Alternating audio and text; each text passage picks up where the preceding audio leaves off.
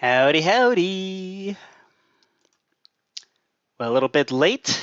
Hopefully that's okay. Looks like nobody's waiting here.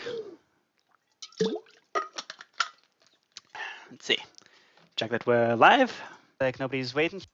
We got audio. Okay, we can mute that. Oh, I just got logged out of Minecraft. That's fun. Please log me back in. Thank you. Okay. Let's do some work on some of the new card games. Okay. So we were working on Flux and Cripple Mr. Onion. So recent thing with Cripple Mr. Onion is, let's see, we have the player ID, and we have the thing that actually displays whatever we're doing. Okay. So what we need to do here is I'm going to hop into there, and we're going to do, let's see. So this is in the last stream, which was 2 weeks ago now, wow, we developed a card display system, which is infinitely expandable. So that's fun. Hey, you got one concurrent viewer. Welcome. Okay. So one thing I kind of forgot to do was add a magnifying glass thing. So I'm going to do that. That'll be a token called magnifying glass. This one is going to be called magnifying glass. Oh.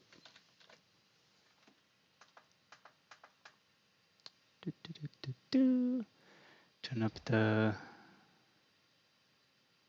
brightness on this monitor. Hello, one concurrent viewer. If you want to say something in the chat, just feel free, hop on. Right, where were we? We got this husk here, which will, we have this husk here, and hey, Phantom Toast, welcome. In the last stream, we figured out this card display stuff. Welcome,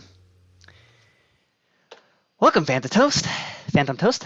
How are things going? You want to play some games? I'm just gonna add a quick. Item of a magnifying glass. So we're gonna do some art. Magnifying glass.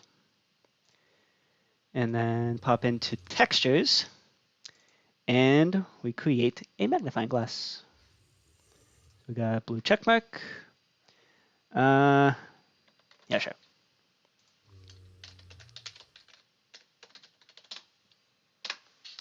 It's going well. Probably going to be working on a Minecraft skin while listening to the stream.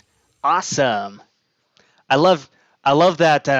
I love the skin work that you've been posting in the Can I still? Dang. Okay. Fine. Download it in the background because I need to use paint.net for this. Yeah, I love that Minecraft skin work that you've been doing and posting in the Discord. Like, I don't know. I just appreciate that you finally gave that Discord a purpose. Like that's like exactly what that Discord is for. Yeah. And your stuff is amazing. Your stuff is awesome. Okay, how to do this? I think if we crank up the brush size, that's a little too big. That's too small. That is just right. Bam. So we're gonna brush a big old circle there, but I'm gonna decrease the brush size so that we cut away this part.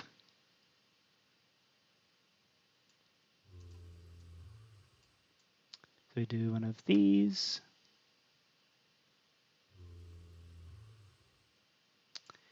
And then we do one of these.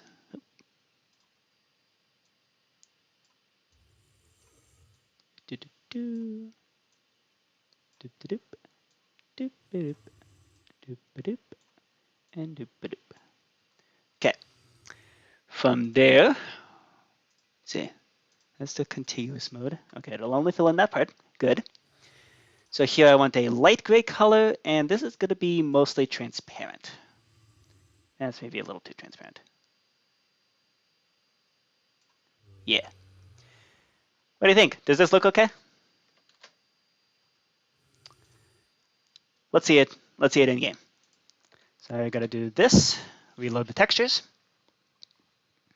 Textures.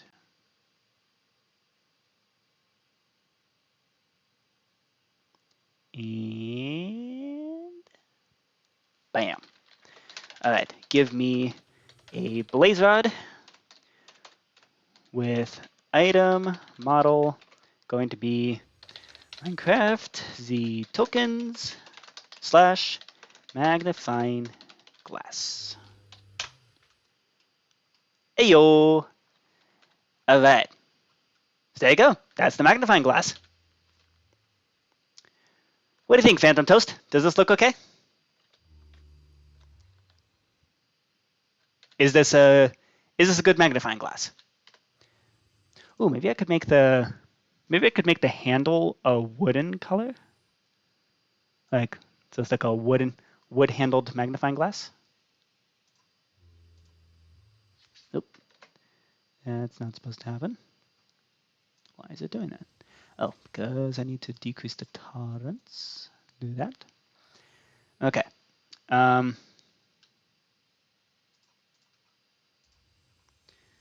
Let's see. What if we did something like this?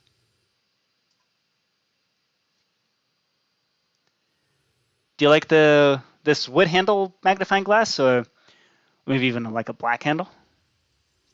Or do we keep it with a gray?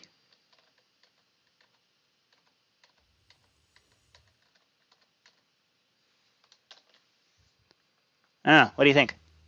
Gray handle? Or attempt the wood handle?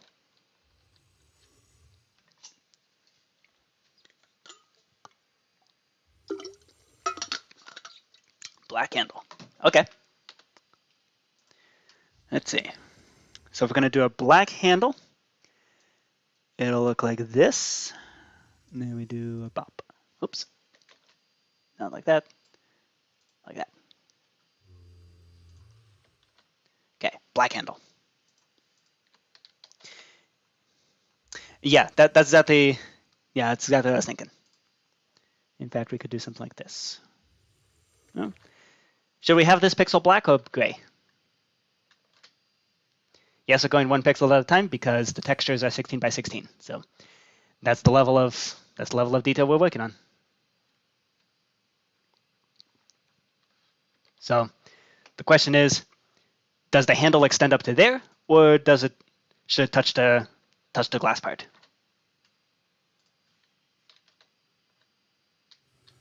Excuse me. What do you think of this? Black handle.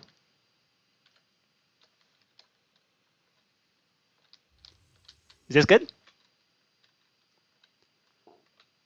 Should the handle extend up to the circle? That's the question. Look good? Okay. Excellent. Well, in that case, I think we've got a decent display here. So let's see. What else needs to be done? When we display the card, we need an ability to add and remove from the collection.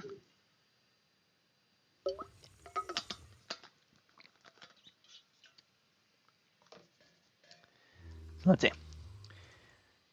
So here we need to do the display cards.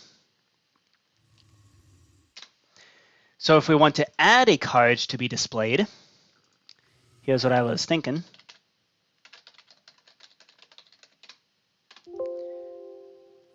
So this is going to execute as, oh gosh, this is actually kind of tricky. Do we execute this as the player whose display it is? Or do we execute it as whatever the entity is that's going to be passing the card over? I think we're going to do executes as the player who receives the card.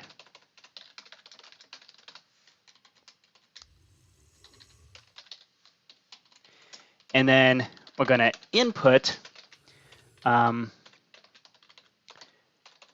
add to display, or add to card display.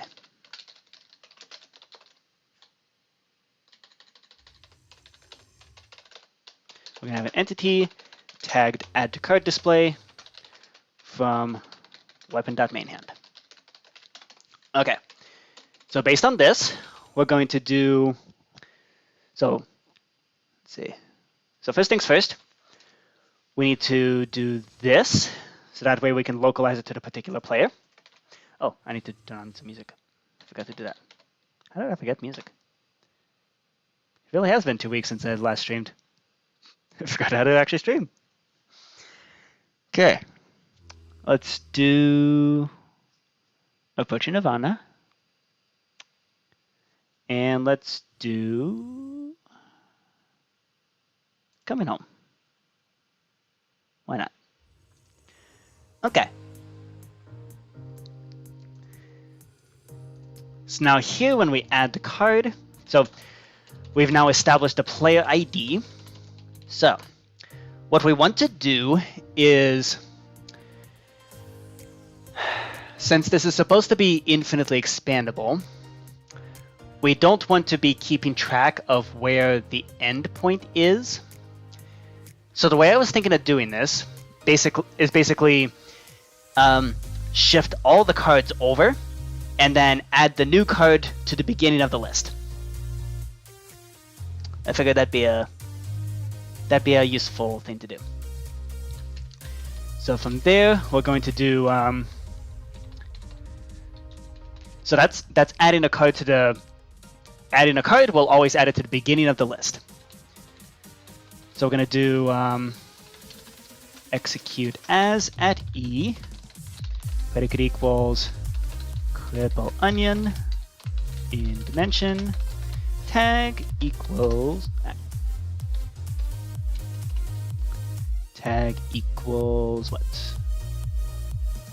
Tag card display. We need to match player ID. We do that. And then this is going to, so for each of the card displays whose player is currently being displayed, we're going to bump up all of their card display IDs. So we're going to run squareword players add at S and card display ID 1. From there, we're then going to do, so we shifted everything up, and then we're going to add to the card display. So we're going to do, so then we're going to do execute, no, we do item replace entity at E. This is card display match player ID. So element number 1 is going to do, so element number 1 is going to be the new thing that gets added. So since it's an item display, we use container.0 from entity at E, predicate equals triple onion in dimension, tag equals add to card display, limit equals 1. There should only ever be one of them. Weapon.mainHand. Okay, so what this will do is, so we shifted all the IDs by 1. So if we have a list of cards, right? And what this does is shift it forward, and then whatever the entity that's supposed to hold the card that we need to add to it, it gets plopped into slot number 1. At which point we then need to clean up the work here. So I think just doing cripple onion in dimension tag equal add to card display, remove add to card display. So I think just removing the tag should be sufficient for that. And that's that. Okay. So then from there, let's see. So this adds to the card display. Now we need to be able to remove from the card display. So let's see if we can do something with that. There's going to be remove card.mc function.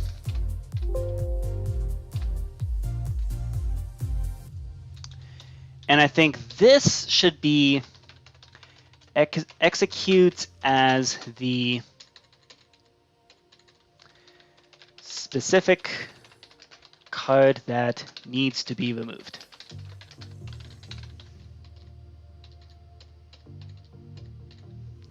Okay, so from there, we don't need that.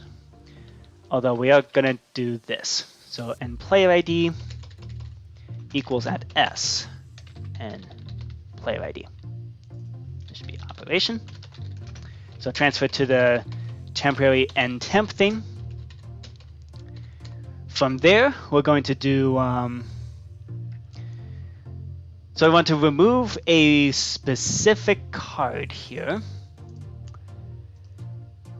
So what that means is we're going to remove the one that's there and then shift everything else downwards. So, oh, I just realized something.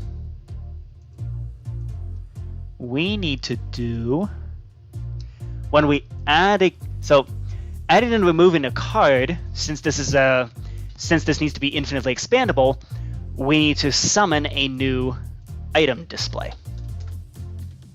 So this should be tagged new card display.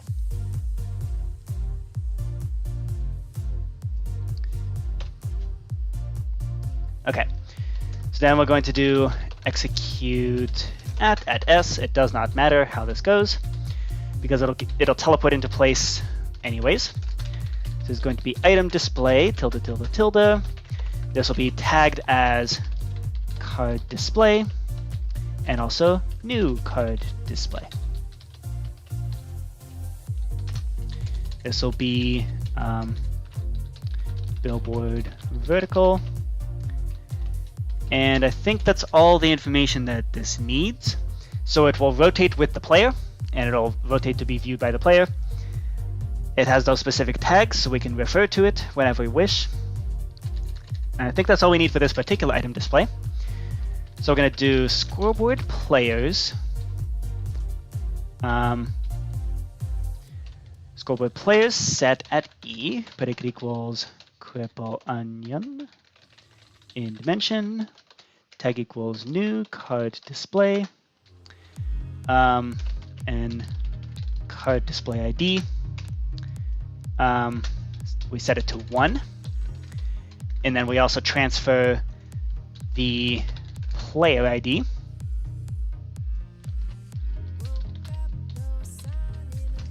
Okay, so this should be n temp and player ID.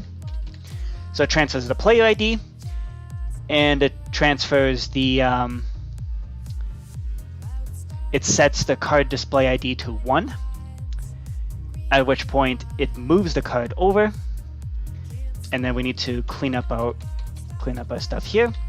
So we're going to do tag cripple onion in dimension, tag equals new card display, remove new card display. This is now an official card display. So we just summoned it. From there, we need a card display ID. Transfer that over. Okay. Yep. Card display ID. Okay. So then, since we want to remove that card from the collection, we might as well just kill that S. And in fact, let's be more specific. We're going to kill off cripple onion in dimension. Tag equals card display. Predicate equals cripple onion. Match player ID. And then also match card display ID.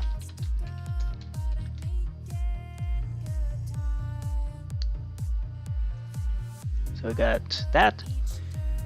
So we got to match player ID, and we also need to match card display ID.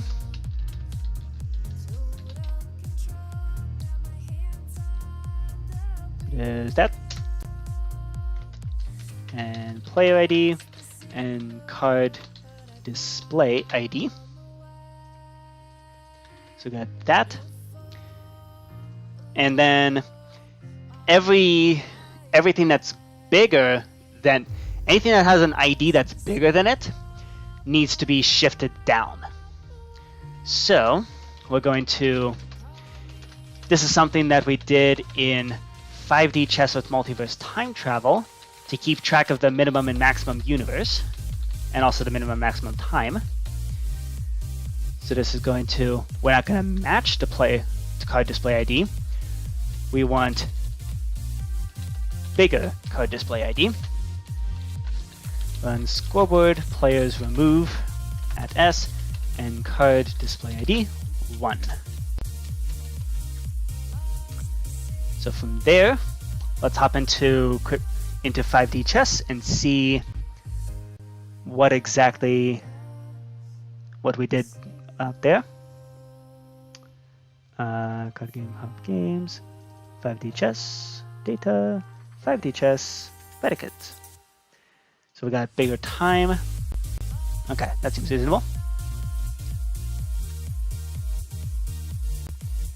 So this is bigger card display ID. So the way that this works is it checks and sees if the number that you're looking for is somewhere between whatever ntemp says and 100 million.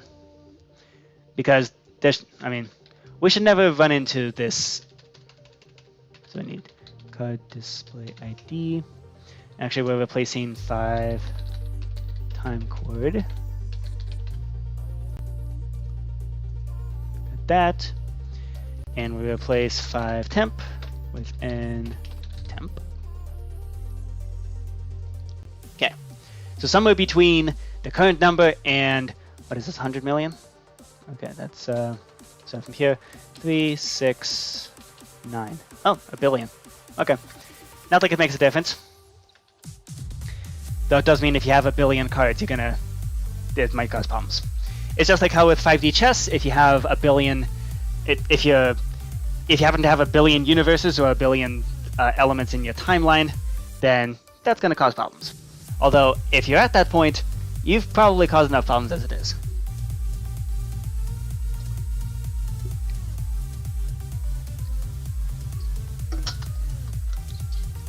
Okay.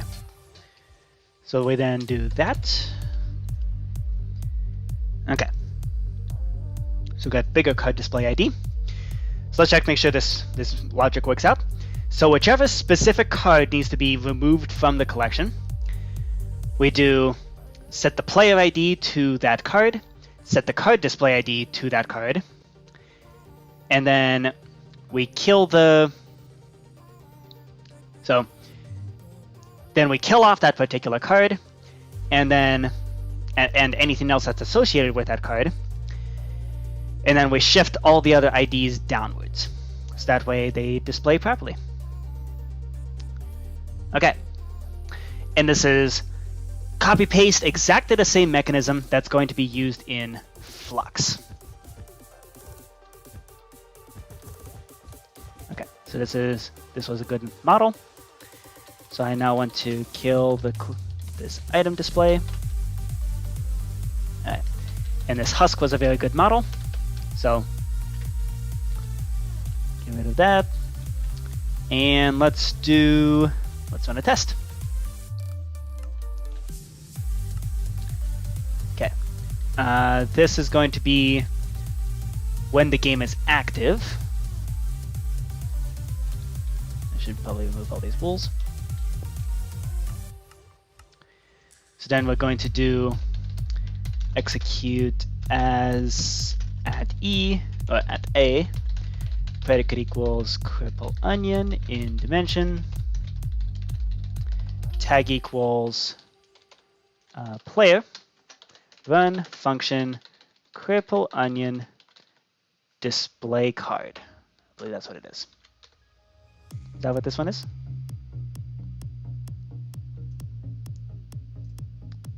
Oh. Oopsie. Pop into function display card. Yep. Okay. So we just display the cards. Okay. So now the real question is this going to work? Oop. I don't know what button I just pushed. Well.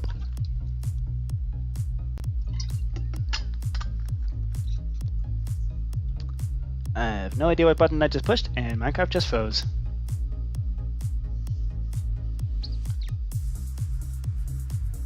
Okay. Cool. So now we should have, let's check the error logs. Looks like we're good to go. So from there, okay. So let's grab paper. Item model. Let's give ourselves Z1 person sees. Oh crap, we had some translation stuff, didn't we? Crap.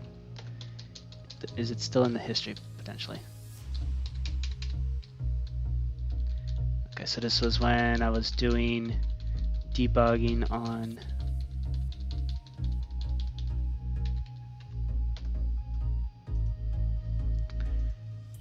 was I smart enough to leave? Aha! I was. Yep. This is the code to make the card actually look right. Okay. Aha! I was halfway clever. Okay. For exactly this situation. Very happy about that. So in display cards, when we add the card, it needs to be already shifted into that particular position. So we need to do real-world vertical transformation. Okay, reload. Now, I'm going to give myself a paper with item model. It's going to be Minecraft Z1 person sees. This is, let's do a Jack of Staves. That's one of the fancy cards. Another one is King of Swords. And another one, I think, is Queen of Coins. Okay, there we go. So now I'm going to tag myself as add to display. Add to card display. Okay, I'm also going to tag myself as a player. Nope, I'm not paper. I don't know why I just did that. Paper. I am not a paper, I am a player. And specifically, I am player 2. Why not? Okay. So, look, I'm going to look behind me, and let's see if this card shows up behind me. We're going to run the function cripple onion, the display card, add card.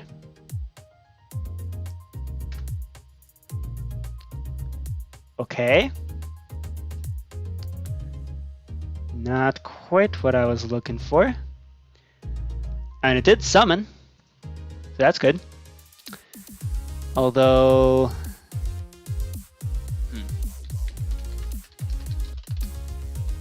that's fine.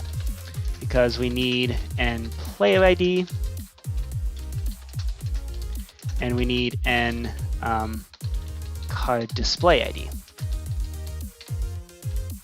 Okay, so now we're going to scoreboard players set at n type equals item display, card display ID 1, and also player ID 2.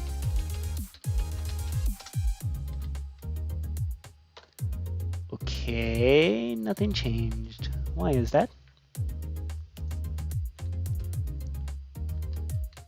Oh, it's not following me. Huh. Why are you not following me? Let's see. So it should execute as the player. I am in fact player 2. Get ntemp. What's ntemp's player ID? Oh, none. Well, why is that? Am I not player? Am I not player 2? Excuse me. Hello?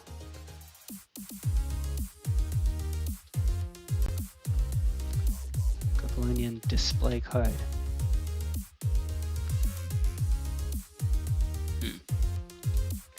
Does it really think I'm holding a blaze rod?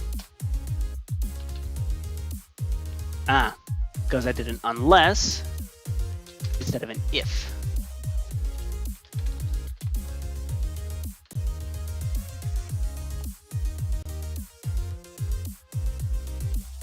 Alright. Reload.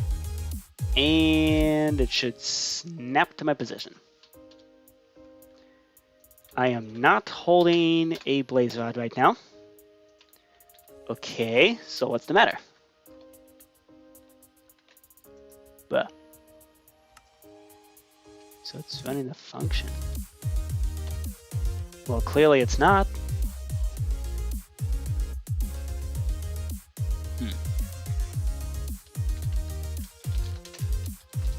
Equals item display list. It is a card display.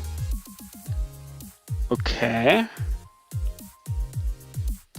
Need to match player ID and then card display ID. And I am player 2. Okay. Let's see what's wrong. Let's see what's the matter. Okay. We'll go through this code one line at a time and see why it's broken. So sets the player ID to 2. Does it detect such a thing exists? At E, it does not. Well, why the heck not? Let's look at predicates. Predicate, cripple, onion, match player ID.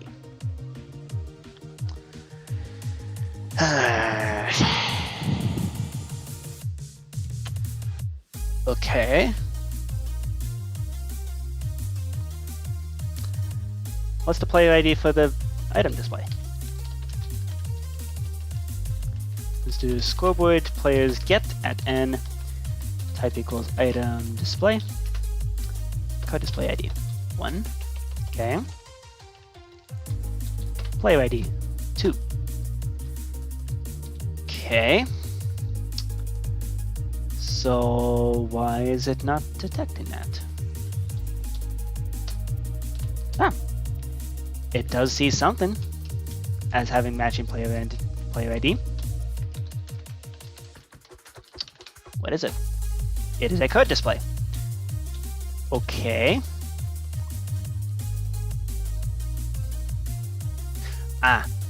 Because this one is cripple instead of cripple onion. I misspelled this. Okay. Yeah, sometimes the error really is that stupid. Okay.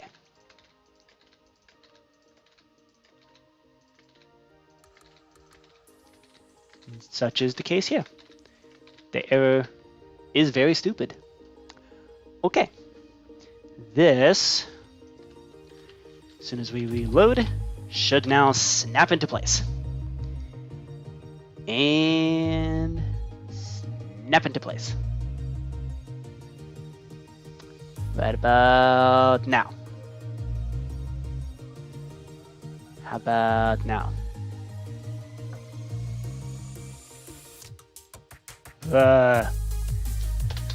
What is your problem? Okay, what if we just did cripple onion display card?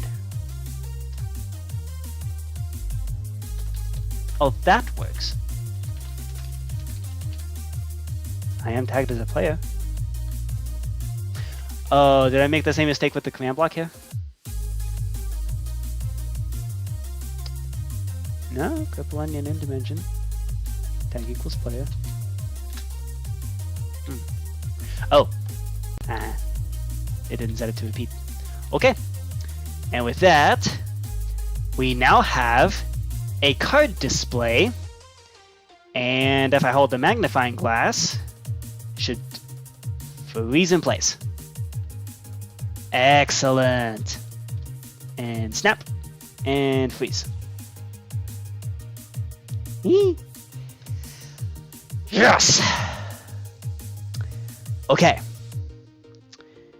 Now, what will happen if I decide to... So, we're going to snap in place, and now I want to add a card. So first I need to tag myself as add to card display. And we're going to run the function cripple onion add card. Oh, it sucks. It actually works. Holy crap.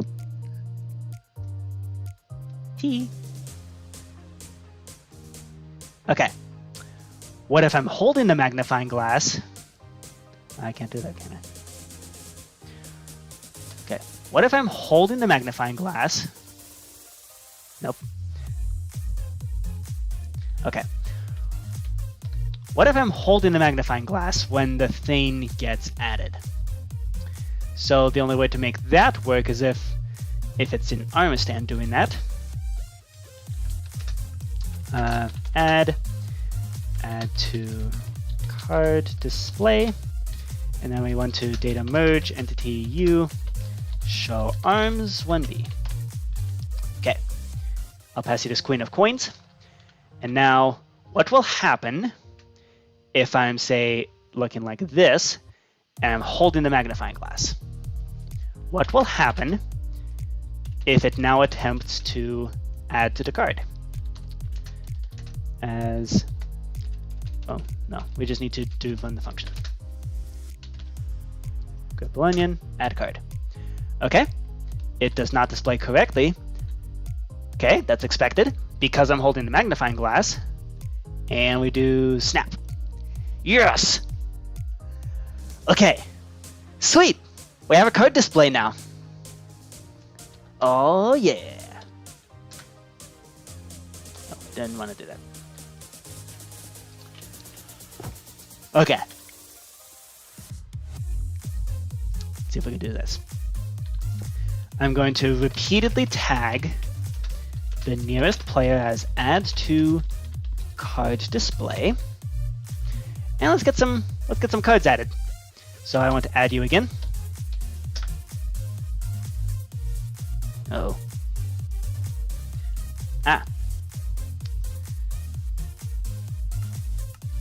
done that. But I do still have a fourth one. Okay, this is actually a good test of the remove feature. So I want to execute as at E scores equals n card display ID equals 1. Run function cripple Mr. Onion remove card. Okay, that seems promising. Now what am I tagged as? Add to card display. Okay. So I now want to add that card. I want to add this card. And I want to add that card. Okay. Add. Add. Add. Add. Add. Add. Okay.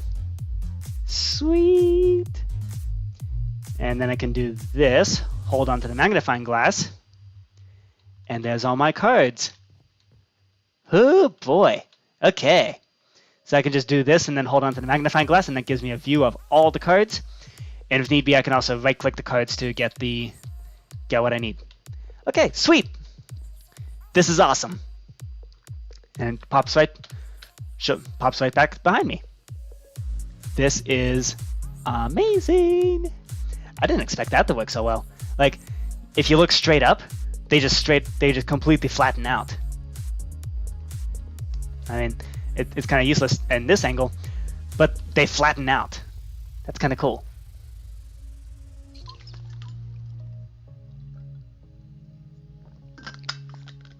Okay. Excellent. So now, let's see.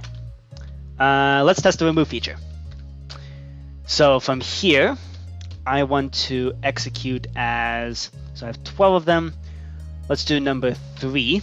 So that should get rid of this jack of staves up there in this middle column. And shift it. Holy smokes.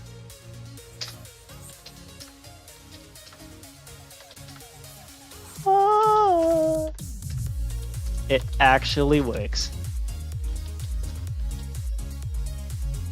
Okay.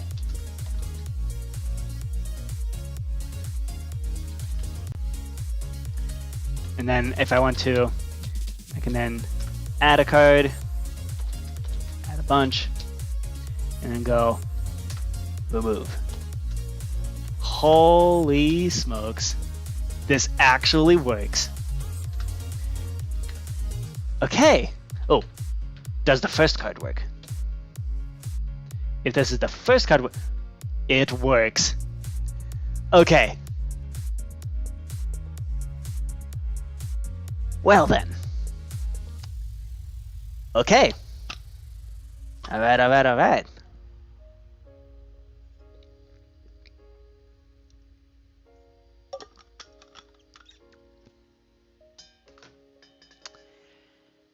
And with that, the card display system is complete.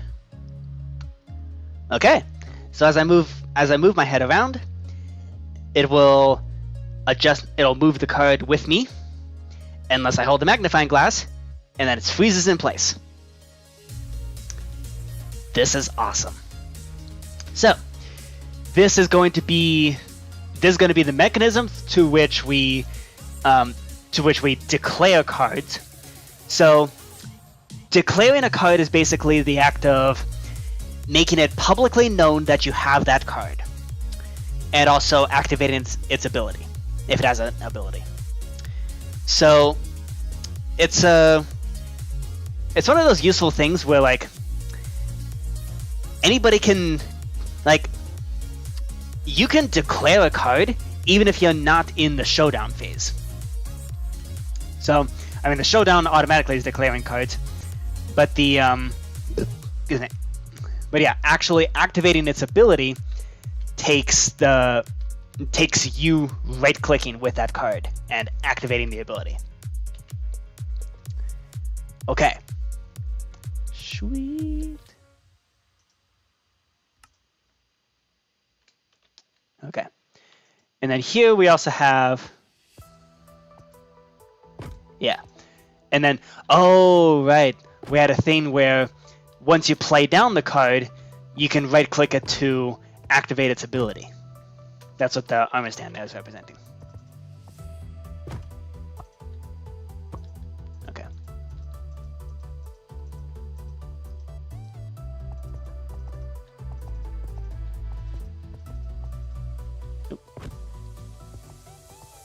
Cool. And then here,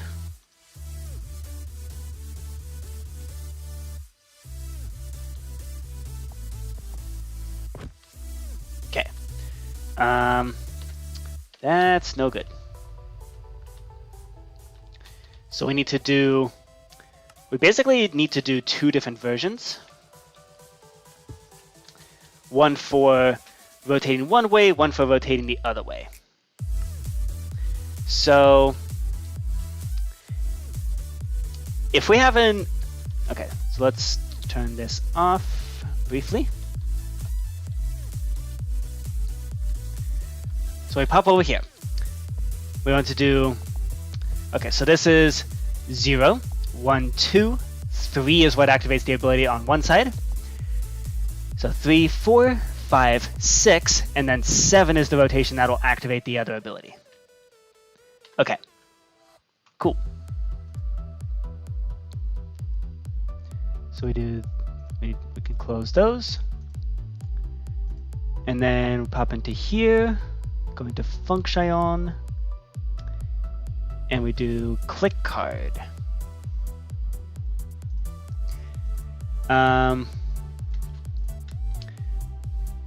Right.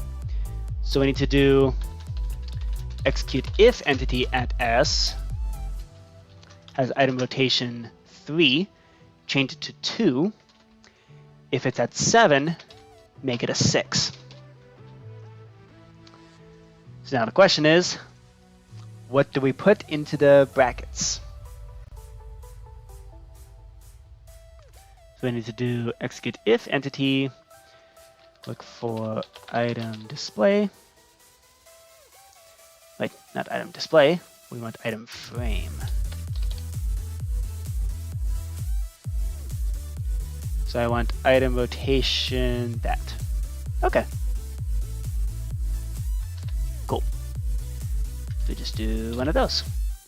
Okay, so if we're at item rotation 3, then switch it to 2. If we're at 7, switch it to 6. And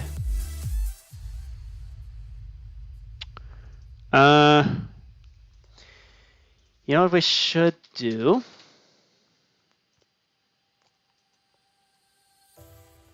There might be a lot of item frames. Okay. I was thinking maybe doing a thing where it just automatically executes at every single item frame, but that's going to get very laggy very quickly. So while we still have the chance, let's rotate all these item frames to their proper rotations.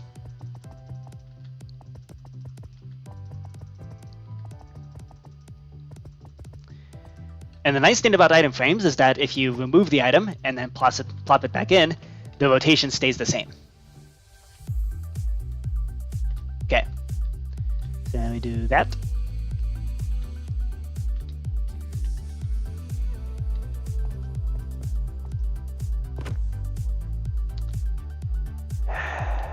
Okay.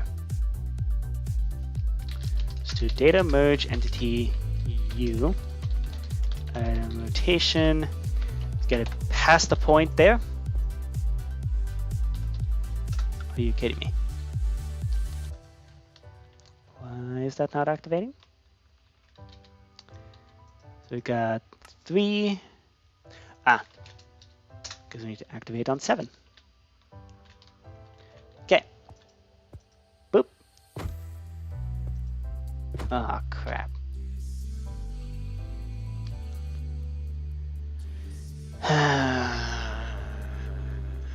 Okay, so it reset back to the default, to the original position.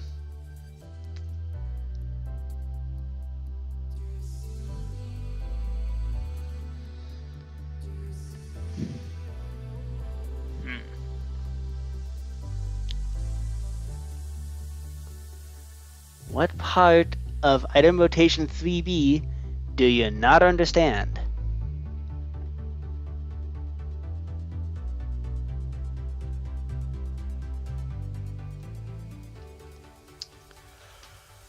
Why did it reset to that?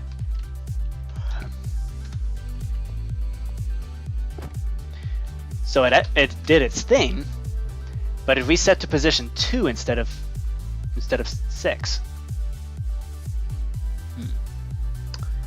What could be doing that?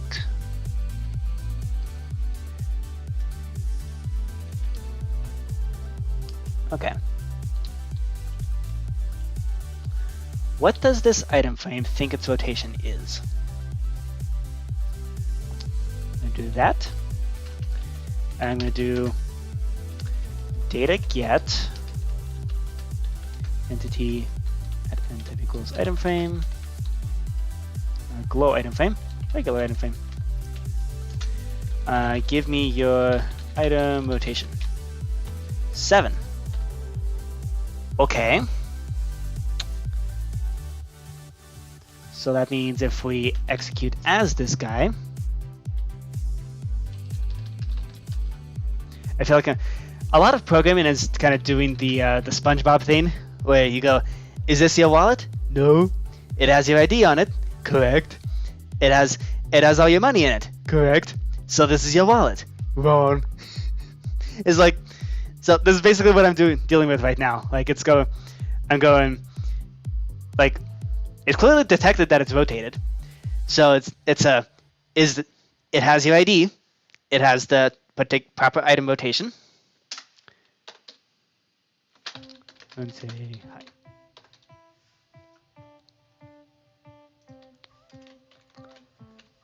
hi. It did. Oh, because it's not supposed to. Aha. Okay. So it does not respond to 3B. It does respond to 7B. Okay. So if we do this,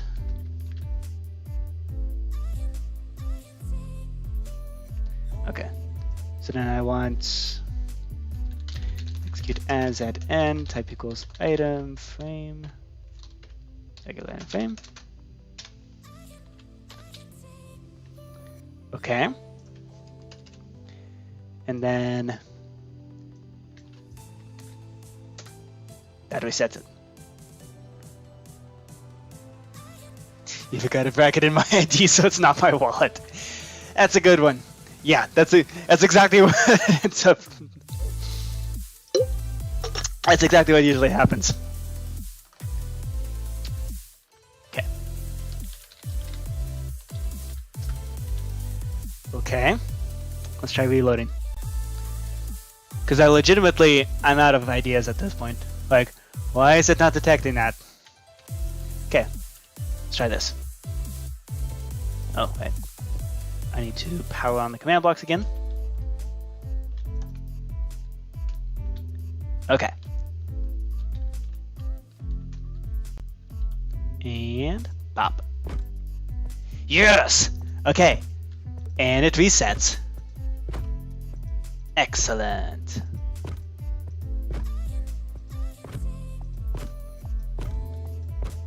Beautiful. Okay. So that is all the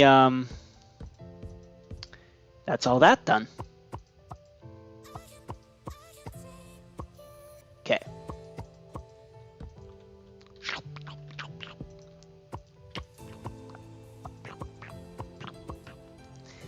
There we go. Okay, we figured out where its wallet is. Okay, turns out I just needed to recompile. Okay. That usually solves most problems. Okay. Whew. Cool. Ow. Let's see now.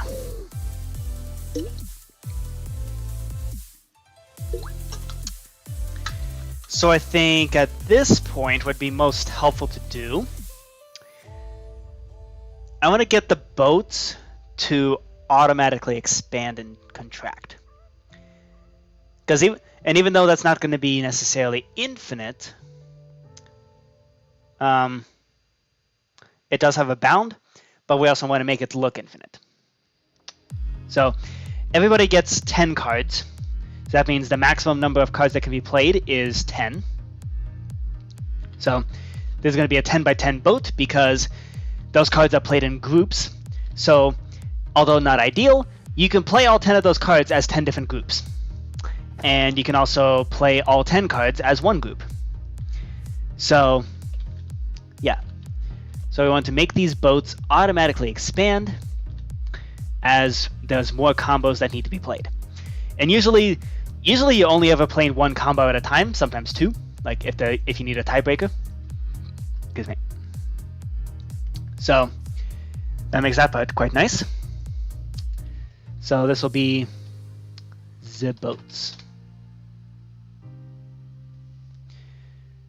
And I feel like click card should be in this folder for the boats, for Boaty McBoatface. So we're going to do the boats and the boats. So from there, so that does all the item rotation stuff for when you're specifically clicking an item frame. The item frames are going to be placed in the boats. So let's say, so we want boat 1, add group.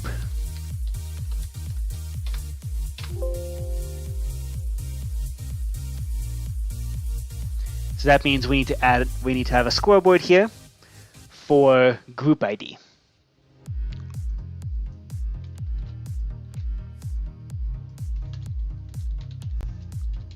Okay. So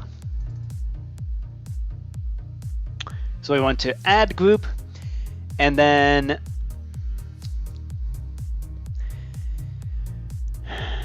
so you're not. Let's look over the rules. In what circumstances do we end up expanding how many cards or how many groups we play? So in the non-gambling version, you need to equal, beat, or play. So this only happens if the players equal or they tie, in which case they both play the next highest card grouping that they have. Okay. So we do. So then we play the next highest card grouping. So we're pretty much only ever going to be adding groups. Like the only time we're gonna erase a group and start from scratch is if that player gets knocked out of the game, or their cards get knocked out of the game. So let's do none of that. Nope. So we want to also add boat 1, remove all groups. That MC function. Okay. So we need a group ID. So let's tag all the item frames. That equals item frame. Distance equals 20. Add showdown group. Okay. So that's the showdown group. And then these 10 are for boat 1. So let's shrink the distance so that they only merge with each other. Oh, missed one.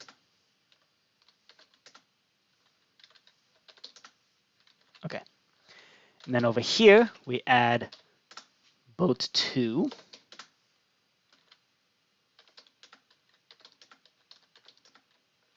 Hold up. Tag you, remove. Nope. Let's tag this boat 1. They should be tagged as boat 2. That's weird. It said 5 and then 7, except 5 plus 7 is not 10. Last I checked. Is it? Did I just pull a dumb? What's 5 plus 7? Yeah, I mean, you saw that in the chat, right? Like, it said 5 things were tagged, and then it said 7 things were tagged. What's 5 plus 7? 12. Is this 1, 2, 3, 4, 5, 6, 7, 8, 9, 10? So where are the other 2 that just got tagged? That is weird. Oh well, let's just hope that doesn't cause problems. Let's just conveniently ignore that issue and assume it's not going to cause us problems. I guess spoilers, it causes a lot of problems. That's how this stuff usually goes. All right, let's turn on Reboot. Why not? Okay. So we got the boats. So if we're going to remove all groups,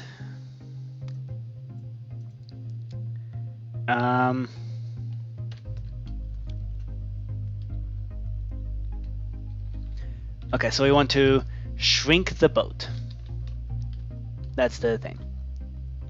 Want to auto-expand as more combos need to be played. Okay. So the real question is what to do about this middle bit.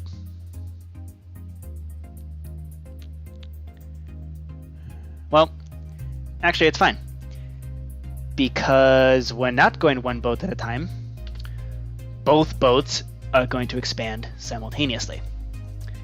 So this is fine, actually. So we can just say add group and then remove all groups. Come on. I would like to rename this, please. Thank you. Add group. And then I want to remove all groups. Okay. So then add a group.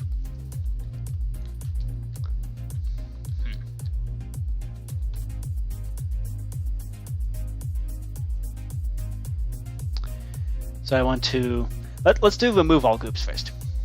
Figured that would be easier. So if we want to remove all groups, then we're going to want to kill all the item frames.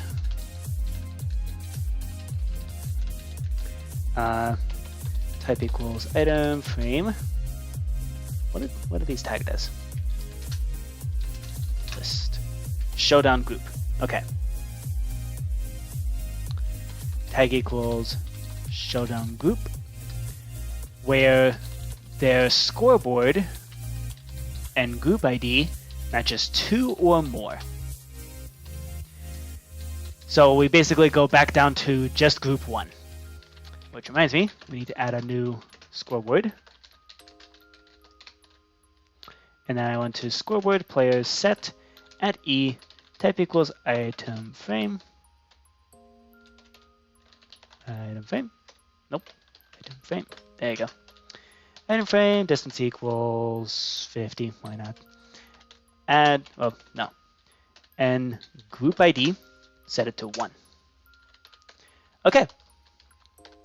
So that's number 1. So we kill everything that has group ID greater than 2. So 2 or greater, we boil it down back to 1. And then we want to shrink the boat. So let's see. How do we do this?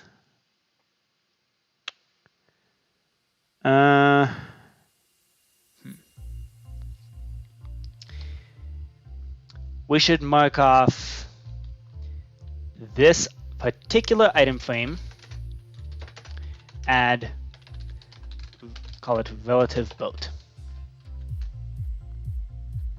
Okay. Everything is going to be based off of this item display right here. Not pale oak. Let's do diamond. So this, everything is based on this item frame. It's not going to pop up, is it? Oh crap, it popped off. Dang it. Okay. Yeah, it's probably gonna be, okay. Tag as oh,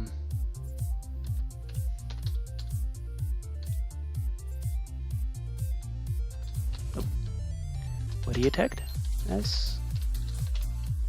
Showdown group. Okay. This is showdown group. This is also boat 1. And this is relative boat. We also want to set its scoreboard. Group ID to 1. Okay. So everything is based off of this item frame right here. So let's see. I want to, okay, so we're going to execute as at E, tag equals relative boat, run, let's see, TP at S, what are your coordinates? Wow, that is oddly specific. Okay. So let's see. So that's important when we're adding a group. We're specifically adding to, so the relative boat is going to be at negative 14.5, 57.03125, and then negative 6.5. Okay, that's going to be important in order for the item frames to not pop off immediately. So when we remove all the groups, we then want to do execute at E, predicate equals cripple onion in dimension, tag equals relative boat, run. We're going to do, so I think we need to cut off the boat at this point, leave the second column available, so that way it's clear that it can expand in that direction, but it's not going to until you force it to. So I want to place a stair there. Okay. So I want to do execute at relative boat, run set block, positive Z direction by 2. Place it. Let's start by placing the diamond block. It is 1 block too high. Okay. Good to know. Okay. So that's where to aim for. Okay. And we want to place a pale oak stair facing south, half equals bottom. Oh, shape equals straight. Okay. And then we want to go 1, 2, 3, 4, 5, 6, 7, 8, 9. Go 9. So now we're going to fill 2, negative 1, and that's in the negative X direction. So go negative 9. Sweet. Okay.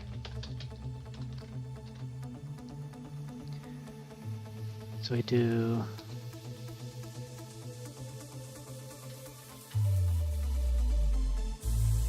okay. So we place stairs there. Let's also place the stairs over on the other side. So that's in the negative X direction. So then we need to go positive 1, 2, 3, 4, 5, 6. Okay. So we need to go 6. And then add 9 to that. It's 15, like that. Okay, sweet.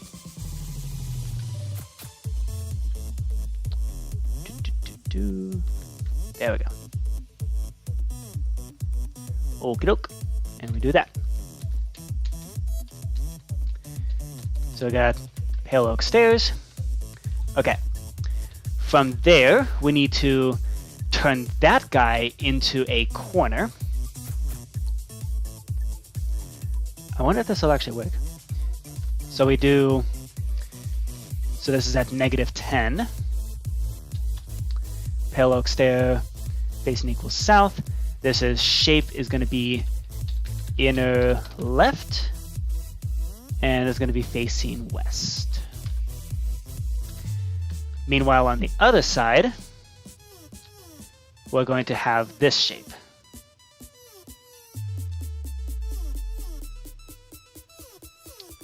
Facing east, and it's going to be at 16. Going to set block, and it's going to be inner right.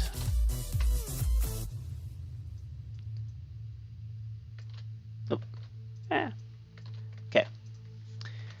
So let's see if that does it. No. Wait, what? Oh, it did do it. Okay, never mind. Yay, we're good. I just was looking at the wrong thing. And this should update that guy. Excellent. So from there, let's see. We then want to make this stair here. So let's see if we can target that particular stair. So this is +1 on the X, but -1 on the Y. We want to make it the same shape as this stair here. So let's see if we can do that. That is a system? Yes. Okay. And we might as well do it in this particular order. So we do -2, and this is X +1. Okay. So we got that, and then 1, 2, 3 blocks there. So we do fill this guy to there. Is going to be facing south, shape equals bottom, or shape equals straight, followed by placing an inner right, facing east, located at -2. So go to 4, there should be 5. There should be 1, 2, 3, 4, 5. Let's run all these lines and see what they do.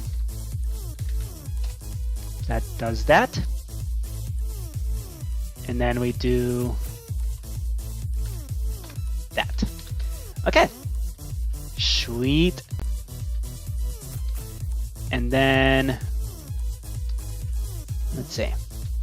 I think we can then just do -2556 -4.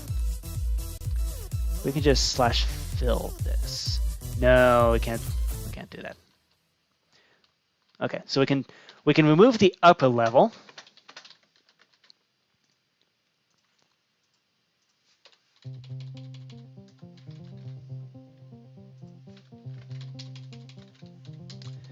So we're going to make that air, and then we're going to make, see, these are actual coordinates, so no issue there.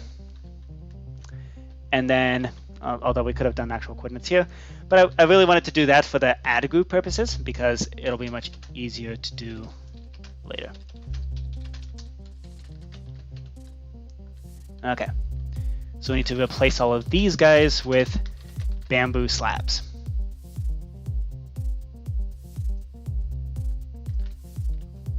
So these are bamboo slabs which are also waterlogged. Slab type equals bottom. Waterlogged. Nope. Equals true. Okay. So now that we've taken care of that, now we need to figure out how to add a group. So I'm not going to test that remove all groups function until we have the ability to add a group. Okay, so let's see. This will executes as the, well, I kind of want to do like just run that function and not care which one's the biggest add group at the moment. So I want to make it from a dumb function that requires an input to a smart function that figures out what the input should be. Oh, yay! Yay! You gonna hop on the server and show it off?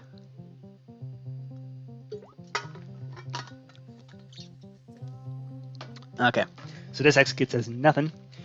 This needs to figure out which one is the relevant relative boat.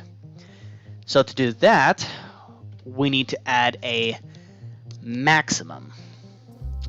How do we get a maximum? Well, we have a limit of 10 groups. Now, I don't know how to... So, we're going to use a threshold idea. So we're going to do scoreboard players and operation. So we're going to add a quick thing here. Add max group dummy. We'll clean up our work later. Scoreboard objectives. Remove max group.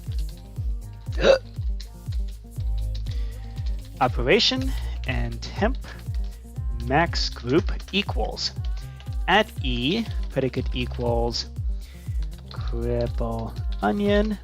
Oh, yay! Please join. Cripple onion in dimension tag equals crap.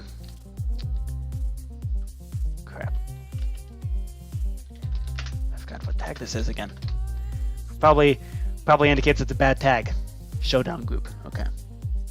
Well, I just need to get better at remembering. Showdown group. That's tag equals relative boat and limit equals 1, sort equals random. So we set it to some random and group ID. So now we want to figure out which one is the maximum group. So what I'm actually going to do is I'm going to tag one of these random showdown groups as we're going to add it as new max, and then at the end new max search. We're then going to tag it as max search.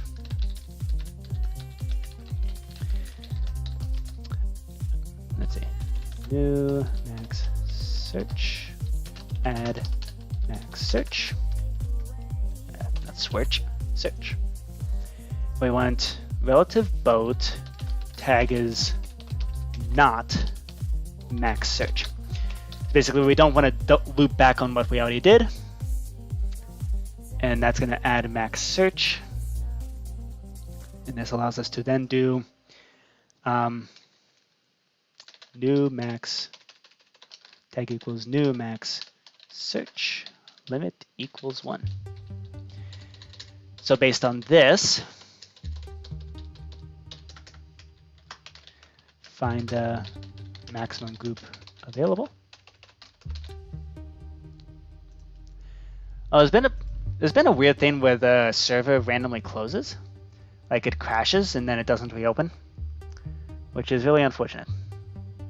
Yeah, like it did that again. Also, where can I get? It's super bright. Guess I'm on the ScalaCube site. With I would like to make my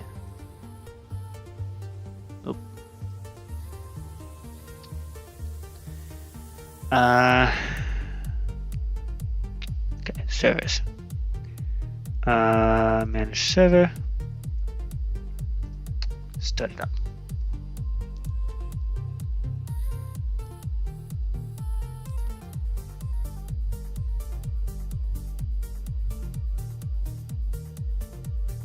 Alright. I wonder why it's doing that. Okay. So let's go to back. Manage server. Manage. Is there a way to get it to auto reopen? I feel like that was in settings somewhere. Probably in here. Yes. Auto start on crash. Oh, okay. Let's reboot. Okay.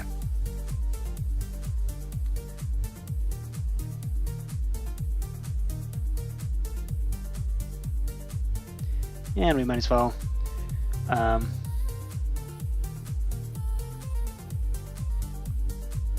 don't save. Okay, so this is also going to reinstall paint.net. I need a server icon. That's definitely missing. Like one that actually represents the fact that it's a card game server or board game server. Okay, so anyways. So this guy here, we're then going to do... Okay, so for the first one, we just latch on to... We latch onto the first one we find. So we do new max search, remove new max search. Okay, and then we then search the next thing. Tag it as new max search. But this time what we do, instead of just blindly making that the max group, we make it smart. We use a kind of threshold idea. So the first thing that it finds, which will be random, it basically sets the goalpost. The ID must be bigger than it in order to up the maximum. And every time it finds that new maximum, it'll push up the goalpost so that it has to find more and more and more until it eventually finds another one that pushes up the goalpost some more. And at the end of the process, once it runs out of things to search, you're at the maximum. It's an interesting setup. So we want to do execute if score at e predicate equals cripple onion in dimension, tag equals new max search, limit equals 1, if this group ID is greater, exactly greater than n group ID, then we make that the new, well, not group ID, we want n max group. Then we set it to the new maximum. Okay. And honestly, I think we can just stick the maximum onto the group ID.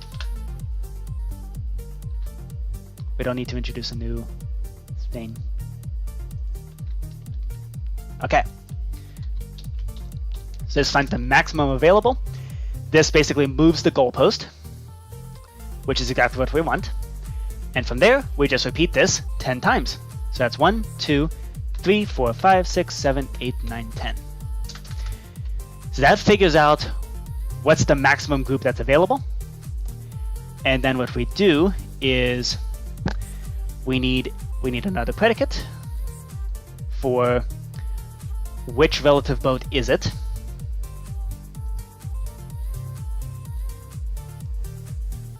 For whether it matches the group ID that we're looking at.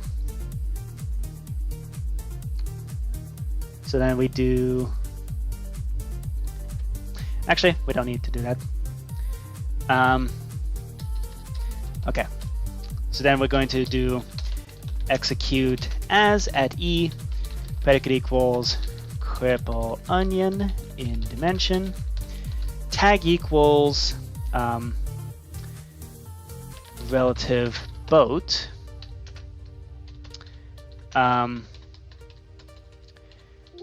if score at s and group ID matches whatever the maximum that was found, then we run tag at s add place new boat.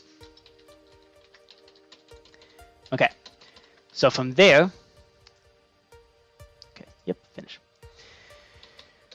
This is where we actually start placing the boat now. So this is not going to be relative to the relative boat. It's going to be relative to place new boat, which will be at the maximum point. Okay. So let's see. So this is where we pop into. Okay. Server should be on. So yeah, and it will auto restart if it crashes. Unless we end up in a crash loop of some kind. I hope not. Let's see. So place new boat. This is where we hop into here. The boats. Remove all groups. So over here is where we do placing the new thing. So this is all the boat stuff. We need to place this relative to place new boat rather than relative boat.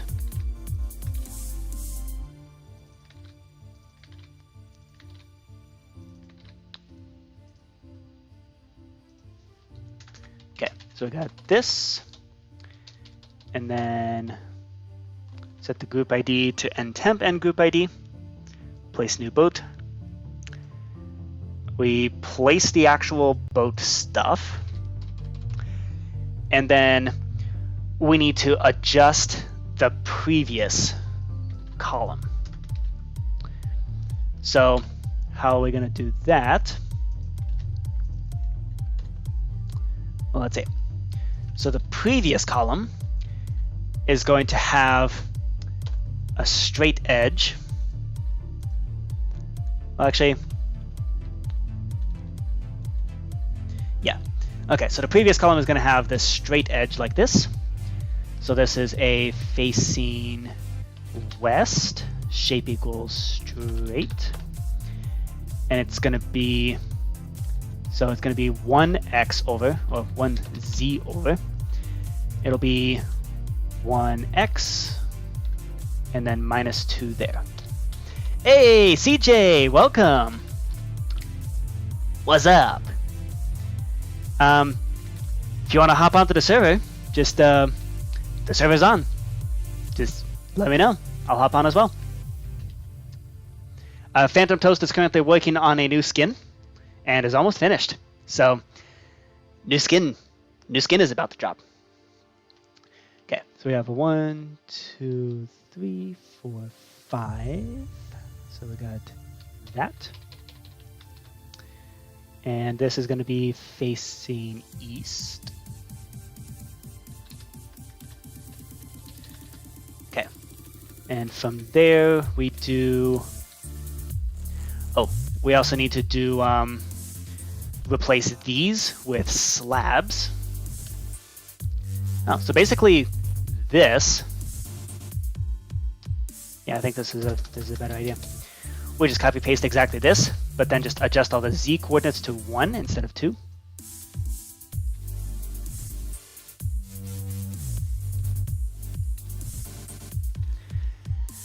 Okay.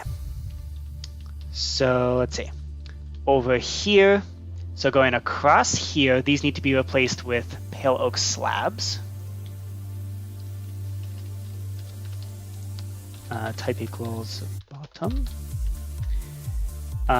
Over here, we want to place a stair that's straight and facing west. Shape straight. And then over here,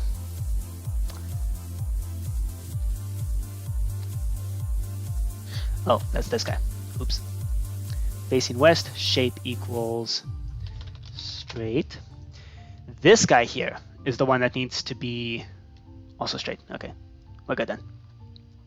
Then these all get replaced with also bottom slabs. Fill oak slab. Type equals bottom. And then we pop over to here. This gets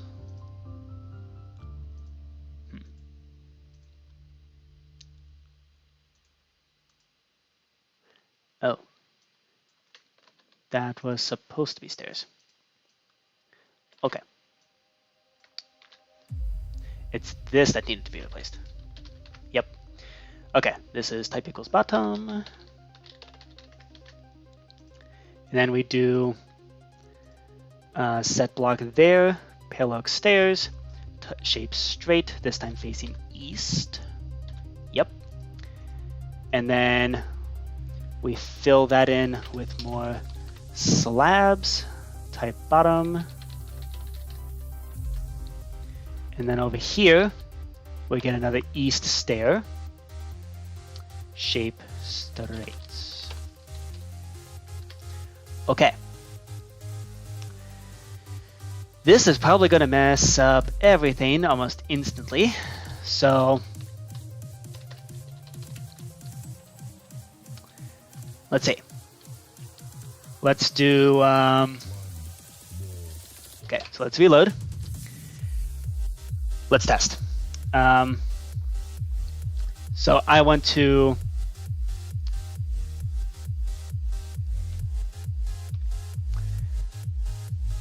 if we're adding a group,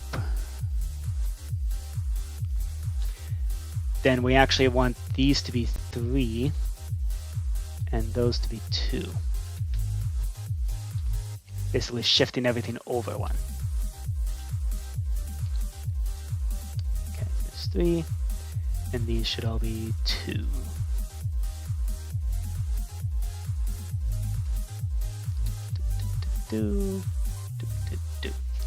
Okay, there we go.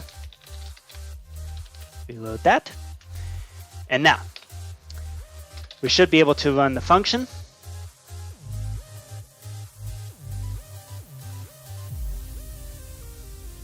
So here we're gonna remove cripple onion in dimension, tag equals max search, remove max search.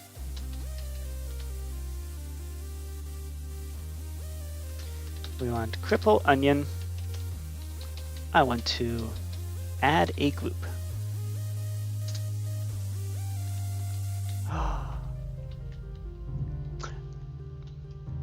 Yep, okay, screw it up slightly, but that's okay. So that needs to be a stair.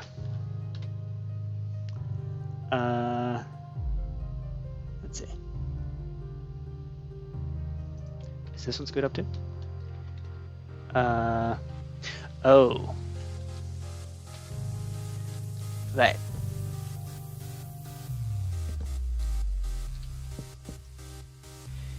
Okay. So it needs to be facing. Can I get a debug stick?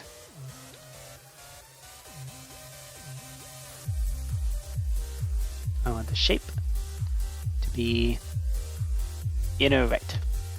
Okay. That's exactly what was coded though. Why did that not work? Anyways, let's tag this guy as relative boat and give it a scoreboard.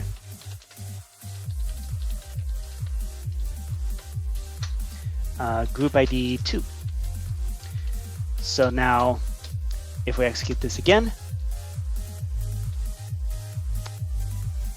oh, right.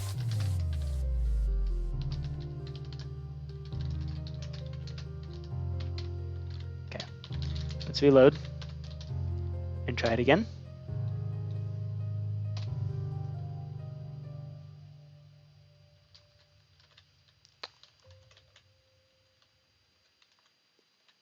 I think that did work actually.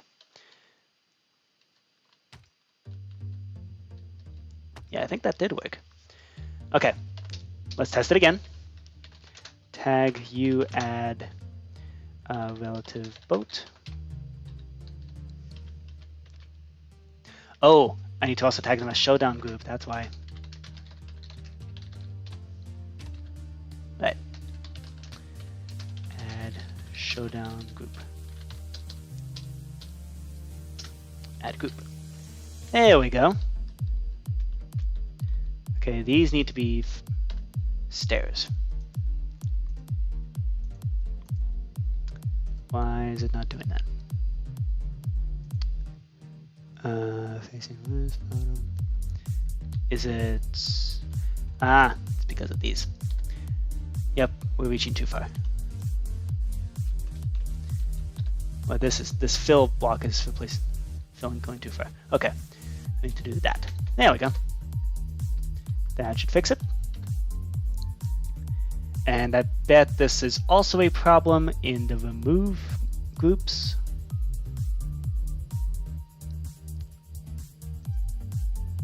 Yes, indeed it is. Okay, good thing we caught that. So this needs to be a stair. Okay.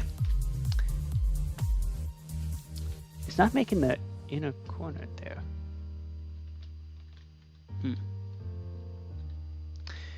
Maybe it's because we did... Okay, let's remove this guy. Let's run the function now that...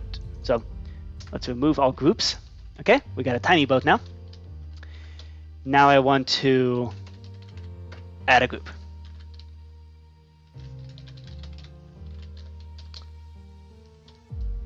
Remove all groups. Okay.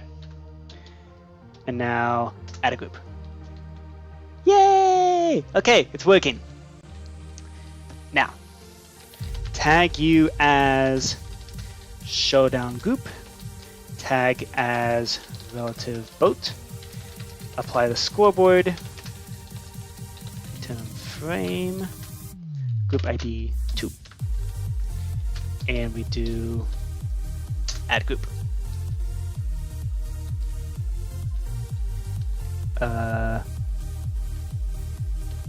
What's missing?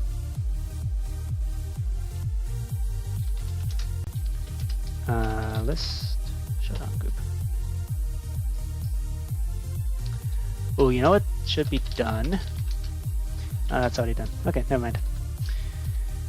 So why is that not working? Let's see.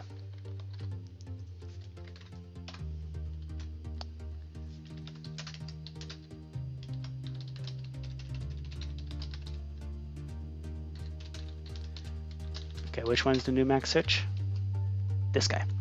Okay. So then we add max search, set the group ID to it, and then remove the new max search. And now we tag that. Which one is it? This guy. Perfect. We then add it to max search. And if its group ID is greater than the current maximum, which it is, excellent, because 2 is bigger than 1. Oh, I forgot to update this. That might have been the reason why everything else was falling apart. Okay.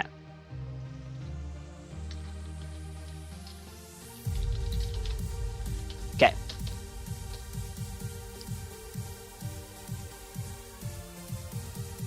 Okay. So we want to remove max search. Okay. So now let's run the function add card. Add group. Yay! Okay. We got more boat. How about we tag this guy as showdown group. We tag it as relative boat, and we give it ID So there's going to be commands to summon all the item frames involved, but I'm going to hop on the server just so it's not going to be, just so I get to play with y'all. Yay! We get to build a boat. Okay. Add showdown group.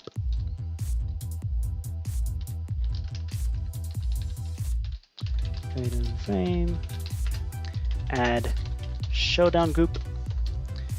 Add relative boat. And then we add, we do scoreboard, players set the group ID to 4. Okay. Sweet. And then if we do remove all groups,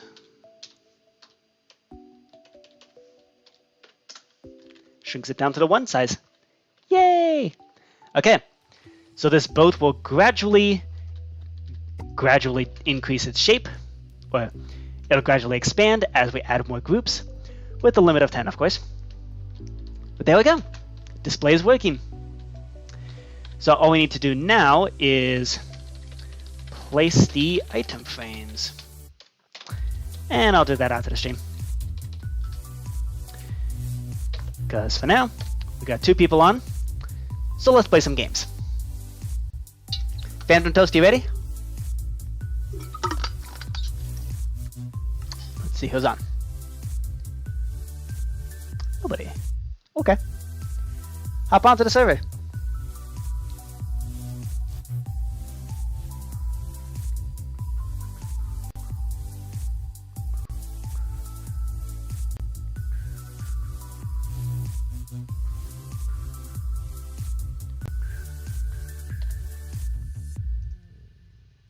Okay. Stars. All right. Welcome to the hub area. Let's see. Nope. I feel like there's something I wanted to do in the board game hub. I think it was to add a new board game. Let me check. Because I think I came up with an idea for another board game. I remember doing that.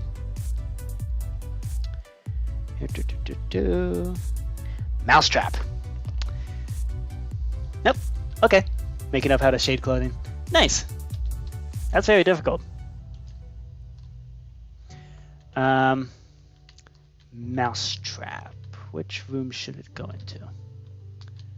How about this mushroom room? Or should I fill in the last of the gold ore? Yeah, let's fill in the last of the gold ore. Okay.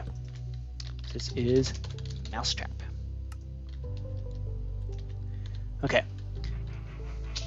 That's the end of the stream. Let's at least play some games. Or do you want to chat on Discord? Well, we can chat on Discord afterwards.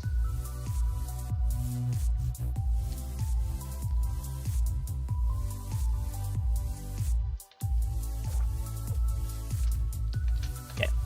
Mousetrap.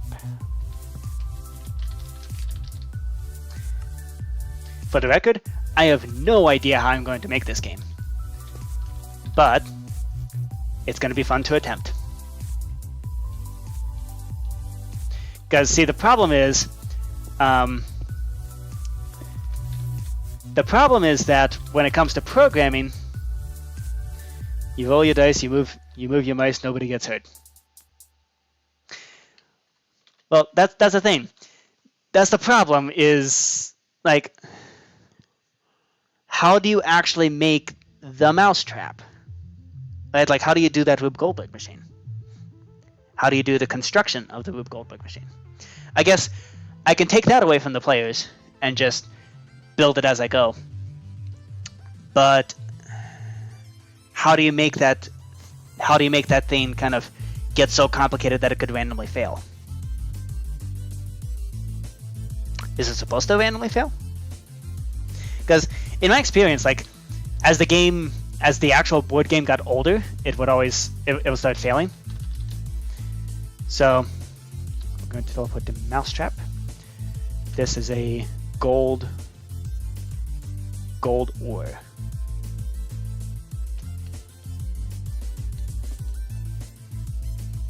Okay.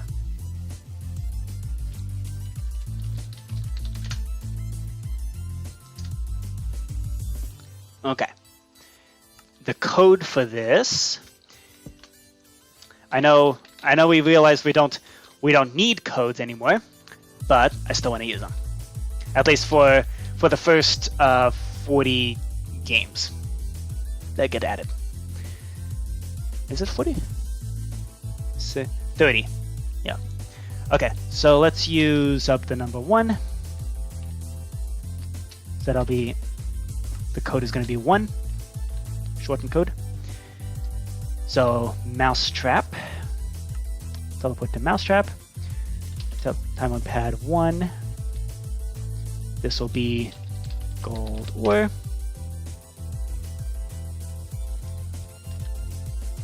And then we do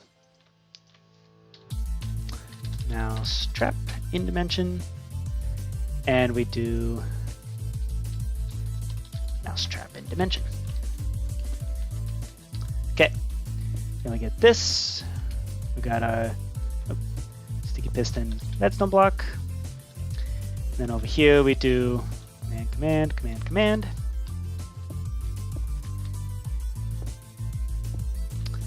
And we do, this guy's going to be Mousetrap. That's time on pad 1.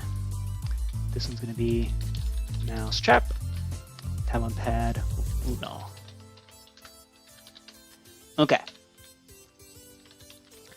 So that almost primes it. We now need to activate and deactivate commands.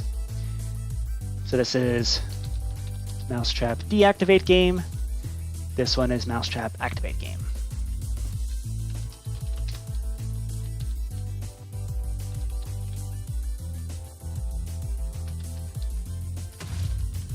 There we go.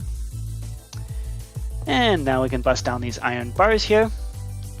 Still mark it as under construction, but now you can see what's in there. Nope. I want west. Nope. East. There we go. So, Mousetrap the game, how many players can it handle normally?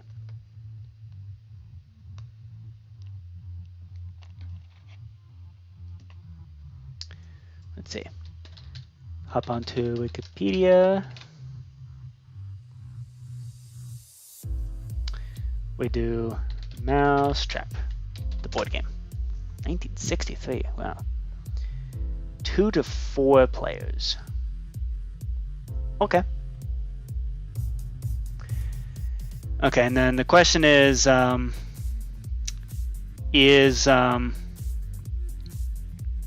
it supposed to randomly fail? On the surface of a continuous loop, assembled in the center with players adding more and more pieces. It's always assembled in a specific order. Locks them into place. And then if the player learns on the turn crank space, the crank can be turned on the machine to launch it. Okay, if the machine works properly and the cage falls, the player is eliminated and it's the last one standing. Yep. Okay. And it gets modified.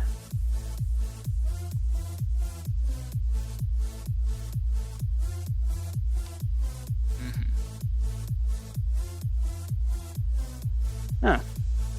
Directly pulling the lever with the button. Yep. Yeah, the one now requires a rubber band. Okay.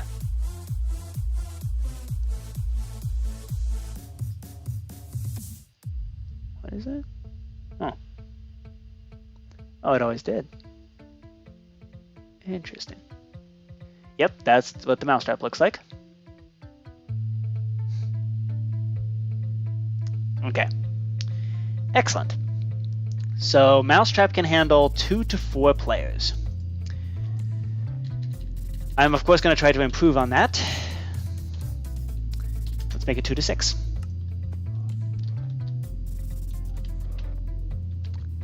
Hey, Braveheart, what's up? Adding mousetrap.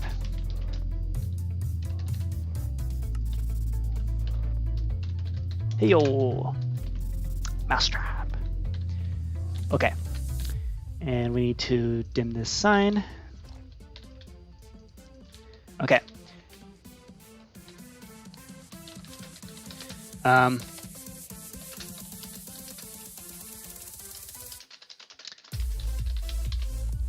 Okay. We're gonna end the stream here. So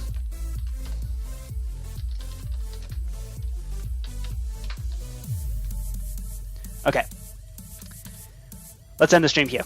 So Braveheart's on. We'll be chatting on Discord, and also chatting with CJ Purple Princess and Phantom Toast.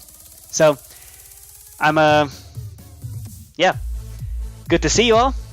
And time to end the stream.